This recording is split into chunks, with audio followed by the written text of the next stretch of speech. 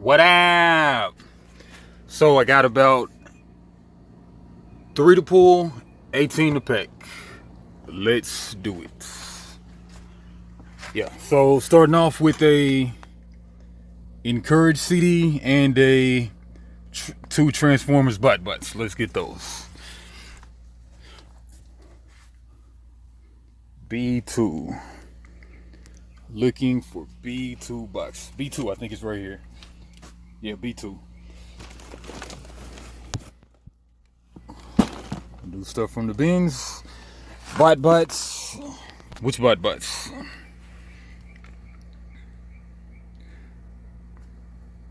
I have a butt butts with the banana. $12.39 ship. And from the same guy, got a butt butts with a little house. $10.89. If I was smart, I'd have probably listed both of those at $12.39. But it is what it is. Okay, banana and little house. Butt butts. Butt butts. Butt butts. I hope it's in this one. It might be actually in the Transformers box. Nope. Banana and house. I actually had these things together as a lot for half of the price. So luckily I checked the comps before I actually sold them. So it's actually just, I was gonna take half. I was gonna take a short on these, but luckily I just sold them for separate. All right, let me make sure that these are the same thing though. There's a little house and a, yep, there's a house and that green thing, and then the banana and the other yellow thing. Yep, perfect.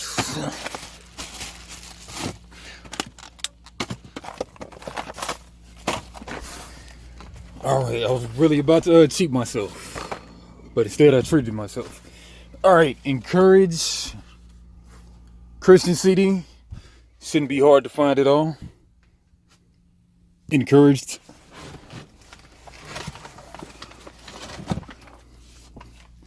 Click that light on. Let's start with the, I don't know, let's take the SKU. Christian last pick. So what we'll do is take the last pick. Loading. Let's play Galaga on PlayStation 1 Ridge Racer. Alright.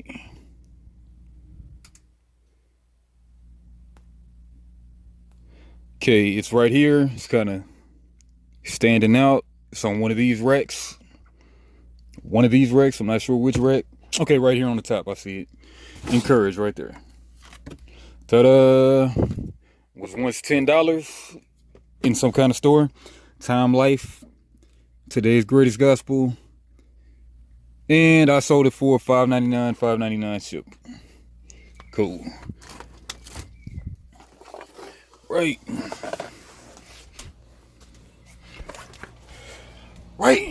And then that's all the pulling. Packing 18. Here we go.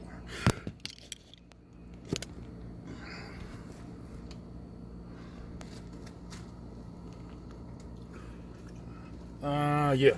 All right. So 4 minutes into the video.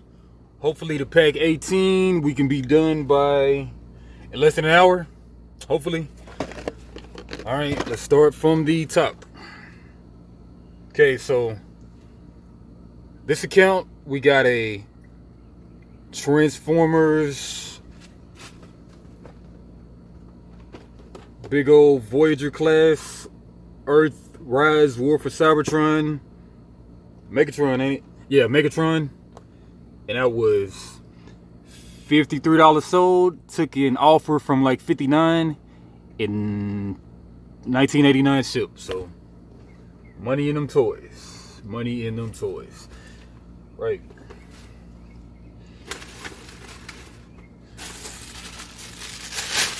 Cracker Barrel.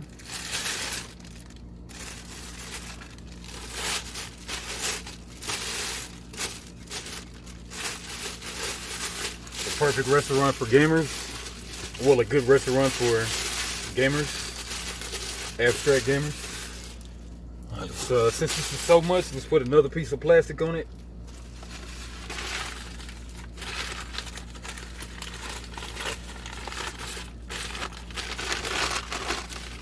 I'll just put another paper on it.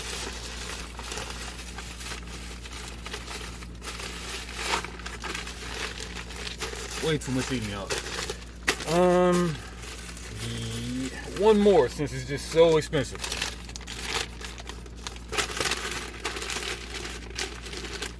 Pretty good. Then make one of these boxes.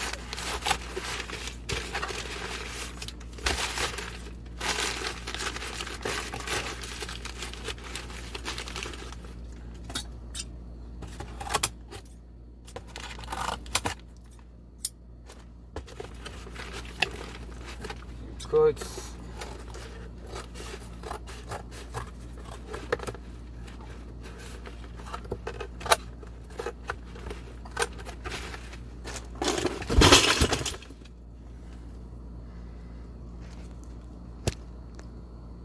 And yeah, I dropped all type of stuff. All kind of stuff. But not that bad.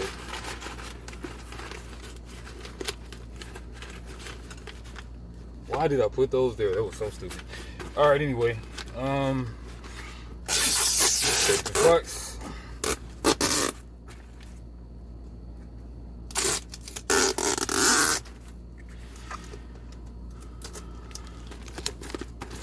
And poly mailer this out. Can we get it under a pound? Right at a pound, so poly mailer it out.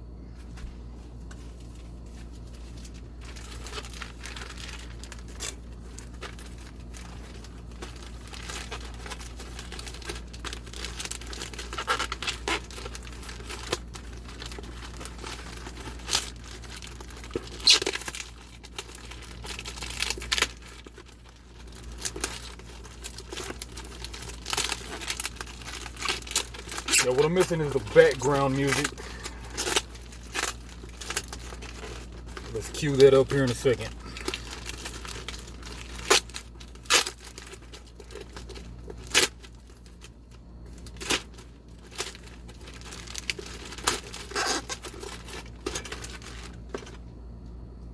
.09, perfect.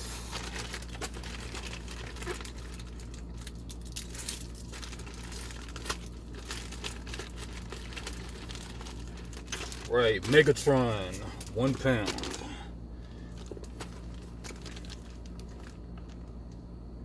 Megatron, 1 pound. Put that in the bag.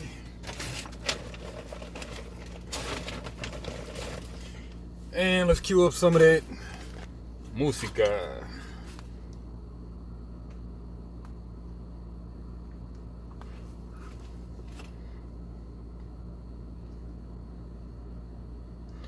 So hot.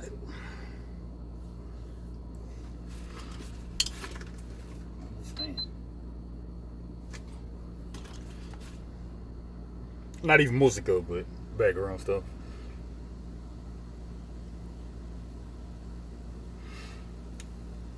Let's see what reseller niece is talking about.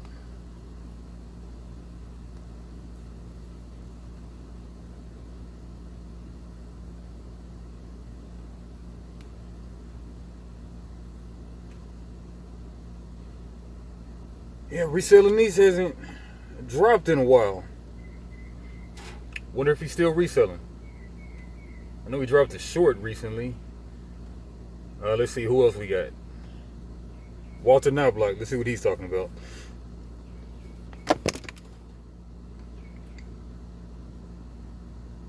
Walter Knobloch.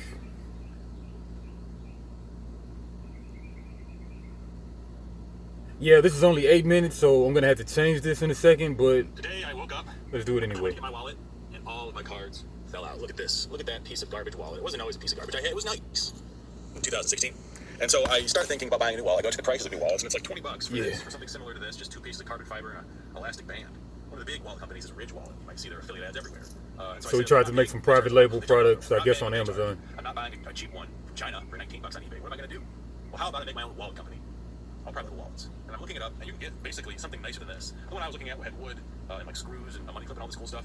And they're like, when you get it shipped to America, you're paying about $6.50. FOB, which means just like to get it to your door. You're paying about $6.50 per wallet. It's always good to think outside of the box and make your own products and stuff. I always think about doing it. I never end up really doing it, but get your stable money going, and then, like, you know, get that stuff going later. Alright, but anyway, encourage, like I said, $5.99, $5.99. I do want to get back into private labeling. I used to do a lot more. I've kind of fallen off. I am going to do wallet. That's going to be a series on this YouTube channel. But now, what I want to do is talk about two of my earliest forays into private labeling. Not the first. The first would have been t-shirts. If you want to call that private labeling. The second would have been vinyl stickers, which again, private labeling maybe is the wrong word for that. These are two things you could do right now. I'm going to tell you the supplier. I have my invoice for one of them right here. And the other one, I'll just tell you who it is. They didn't give me an invoice. But I checked the price. I paid about a buck $1.30 for each one of these bad boys. These are, if you know what field notes are, these are kind of like field notes. It's a small notebook. I don't know how many pages. Probably 32 pages if I had to guess. In here, and it says novel ideas. And on the back, it says iReadBooks.org. I still own that site. Made in Detroit, 2012. Oh no, sorry, since 2012. That's when I started the sticker business in 2012, and it was all under the same brand, I guess, same website. It was all very unorganized, but you could all buy them at this time on iReadBooks.org. The whole slew of things. These were from ScoutBooks.com. They're out of Portland, I think. I paid $645 for 500 of these, and that includes shipping costs. And I had a $50 credit. I'm sure that this was 2016 that I actually had these under the same brand as 2012. I'm sure they cost more now, everything, guys. That's an idea of what you can spend. I sold, I think, half of them. They were not a retail success. I couldn't go to retail stores, but I could get them. I sold a lot online. And up to the back, I made probably $1,000. And I didn't know where to go. I still have 200 left. I don't know. I have a half a box, so probably, yeah, about 250 left. And the second thing I want to share with you is these stickers. And I'm going to go to the invoice, because that's a bit more interesting. Or does it say iReadBooks right there? That was the sticker. iReadBooks. It was kind of like a hipster pushback against the teachers. You know what I'm talking about. Where you see someone on like a public transit or somewhere where you wouldn't normally read books, where you look right about themselves. That was my experience. And I read books. Okay, I'm not saying I'm mocking somebody. I'm very, an adjacent stereotype to the lot. I like the hipster style, indie music, all that stuff. But I want to go over the invoice because it's kind of interesting. Let me make sure. All the information here is. I'll just show you the whole thing. I don't live there anymore. I used to live in Detroit. This should be. That was my address. I used to have a warehouse in Ann Arbor. That was the FCA warehouse. And it was gpencil.com. 7 ounces. gpencil.com. Order off the web for 6 times 144. That's how it works. Is the minimum order was 144, and I bought 6 of them. So 6 times 144 is 864, and I paid $180 down there at the bottom. You see that $180 with my American Express card, business card. Encouraged. And I got basically I paid 20 cents per pencil, and I did not sell many of those at all. I sold these in 5 or 3 packs. All right, just go on down the line. I sold these pencils, which did do better. I sold a lot of wholesale orders of these to bookstores. I sold these 100 for I think $50. If I recall correctly. Okay, the 2 bite-bites. Like I say, that's 25, 35, 45. I'm going to launch it again. We're going to do about 48 for these 2 bite-bites. We'll sell these. We'll make quantity listings. A quantity listing for these. A quantity listing for these. And then we'll also do a separate bundle listing. Be surprised. 5 pencils and 2 notebooks for $20. I don't know. We'll see how that's going to work out. Shipping will be additional. And we're going to use this to see if there's still interest in these products years later. Transformers. That's go to gpencil.com. Put your order in. 3 Transformers today. To make so sure that this cool. inscription is okay. Transformers is a good IP. Fingernails are a little dirty. I've been doing pellets of books all day. You look at those. And then you pay at UPS. I paid $11 in UPS freight. It really is that easy to start. I'll link to the eBay listing below if you want to buy these. I'll do an update in a few weeks if anyone buys them at all. And I hope this encourages you to start your own private label journey because, like I said, $650 for the notebooks, $180 and 27 cents as I read it off right there for the pencils, and that's 2 private label products for under $1,000. I'll just make it easy on myself. For under $1,000, 2 private label products. And if you want to start doing that, you can do it for cheaper. Like I said, the wallets were $650 a piece. That's a bit more expensive, but just start your new business. Who cares? See you guys later. Yeah, like I said, that was short. Walter Knobloch, great content creator for reselling.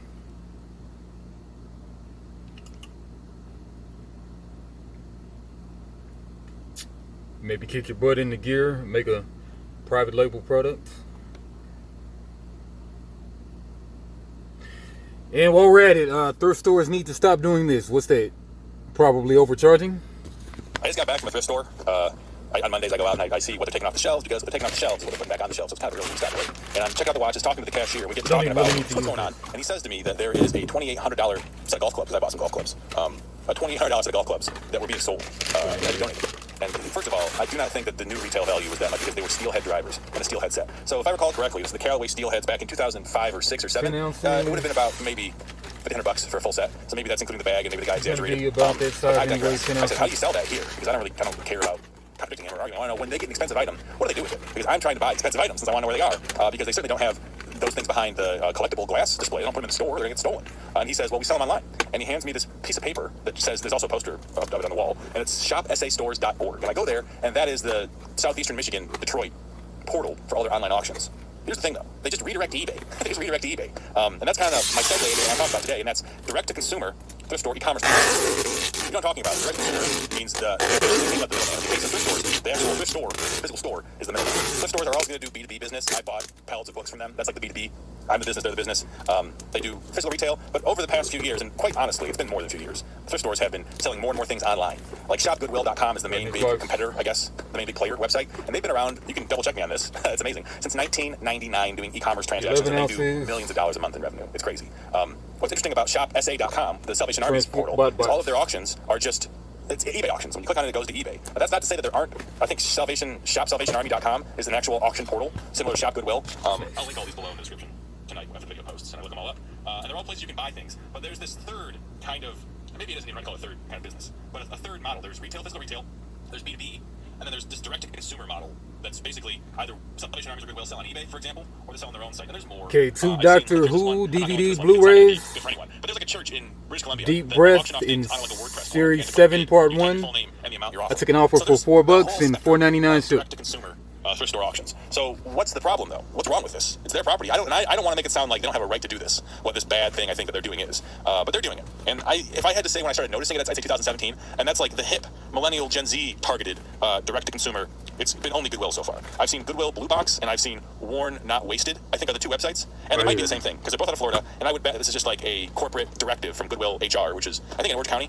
That's where Shop Goodwill is based, in Orange County. I think it's a directive to try and get younger customers buying online. But what they're doing wrong is they're not using it as a liquidation platform. At least not in the conventional sense. The way Shop Goodwill is, the way these eBay auctions are, where it's 99 cents and you are the auction. It isn't even a B2B platform where they're selling pallets by the pound with the intention of the end user or the business client, business customer, making money by reselling them. It isn't that. It's this weird, like, I don't know how, the only way I can explain it is like back in the 2000s, late 2000s, mid 2000s, there was consumer grade video cameras, professional grade video cameras, and prosumer grade video cameras. And I worked for a baseball team doing all their highlights, so that's how I know this. The prosumer is like, doesn't have all the bells and whistles that a professional grade camera's gonna have, but way more opportunities and options than the consumer grade. Would you ever see one on a movie set? No, not in a million years. Although I do think Always Sunny in Philadelphia filmed their pilot on that, but that's more trivia. And that's kind of like the same space that Goodwill Blue Box or Worn Not Wasted is like, I went on the website to see, I get their emails, and the marketing is well done, there's better graphic design, and I think that they think that that's going to help them get more sales, and maybe it is. But like what they were selling is a box of junk watches for $60 about, with all the fees and shipping taken into account, and it's 8 pounds of junk watches. Okay, but they're not going to be,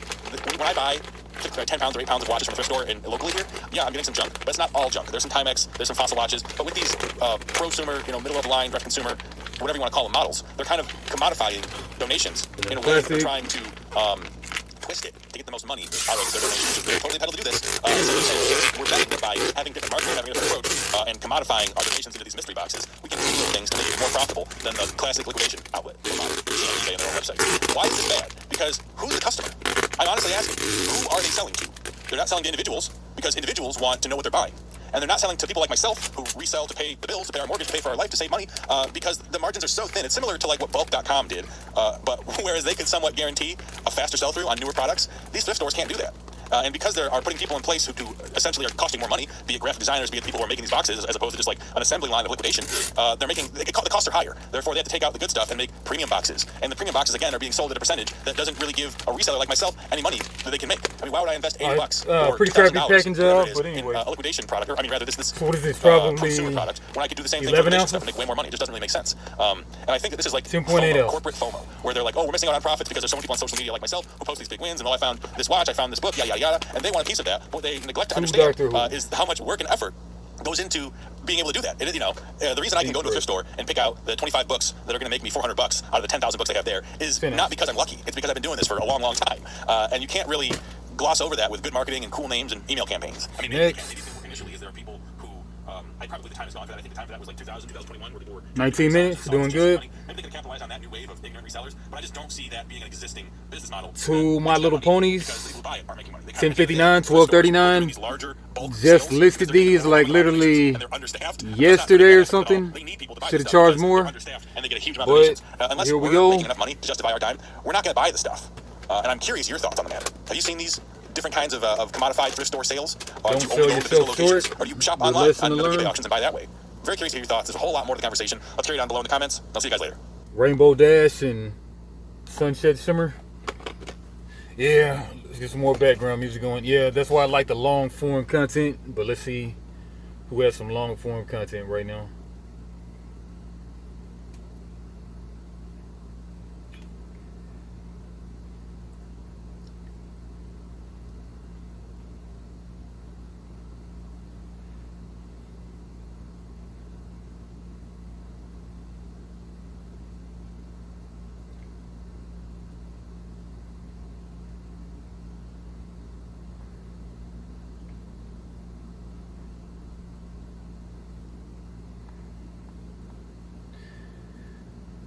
All right, let's bore y'all to death, and let's listen to a board game design podcast.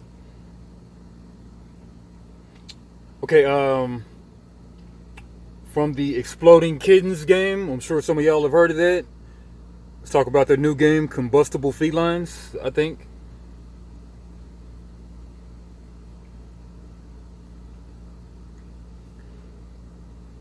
Waiting for it. This episode of Legology is produced by Jeff Payross, Aaron Lim, and Christian Nero. Yep, and let's keep it at 2x speed. Welcome to Ludology, a podcast about the why of gaming. Ludology, episode 277. Combustible Feline. I'm Gil Hova. And I'm Seth Von Lim. Today we're going to talk to game designer, industry insider, and demonic furniture expert Carol Mertz. Welcome, Carol. Hey, it's great to be here. Good to have you here. Carol, can you tell our listeners where they might know you from? Yeah, so I'm a senior game designer at Exploding Kittens, so I've worked on released EK titles like A Little Wordy, Exploding Kittens, Recipes for Disaster, and the recently Kickstarted Hand to Hand Wombat. I've kind of been in and around the games industry for a little over a decade at this point, so most of my time's been spent largely in the indie and experimental game spaces, so outside of Exploding Kittens, I'm also recently known for my work on the alternative geeking of it. A lot of times when I'm designing is like, this is something Okay, that so it's actually way too hot in here to be recording, so the camera just cut off and said wait till the phone cools down. So anyway, we've got a Samsung speaker, 850 1189 chip right there.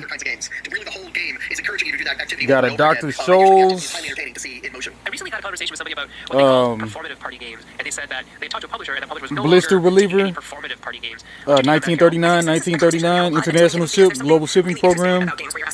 We got a Medela breast pump thing, $12.89 right there. We got a Philips Magnavox CD Walkman, $9.85, $8.49 ship. Leslie Sansone, Family Walk, Family Walk DVD, $3.99, $4.99 ship. RPG book, $4.89, $4.89. One reason behind success is you didn't have to think when you played it, and a lot of its problems arise from the fact that you Two Hot Wheels toys and a Transformers toys. Yeah, Transformers showed up for 4 times today. $3.89, $3.89 ship. For glow in the dark spray for $9.60, $10.39 ship. Hey, more Transformers. Killing it on the Transformers. So, pro tip, get Transformers stuff. So $17.39, $17.39 for Transformers. Pairing 2 cards together, even though, like you said, the cards are giving you the creativity. Jean-Luc Picard, aka Lacutus of boards. That was $8.39, $8.39 ship. A version of Exploding Kittens called Recipes for Mega, Disaster, I think. and that significantly changes the way the game is played each time you play it. What was it like designing such a modular system? It was really awesome. I was actually really honored to be able to lead up the development on this project because it was an incredibly collaborative project that we did internally with the entire development team. Basically what it was we took our core Exploding Kittens and we said, what if we made a huge compilation of the original Exploding Kittens as well as all of the expansions and all of our best cards, basically, and put them all into one box. You obviously can't play Exploding Kittens with 120 cards. That would be exhausting and really, really frustrating. Okay, and what we did was design Melissa and Doug Alphabet out of those 120 cards. Train floor puzzle. Yeah, I gotta go get this. I haven't even gotten this yet, but $9.79, $9.79. All right, and before we overheat again, I'll bid y'all adieu. And how we gonna end this one?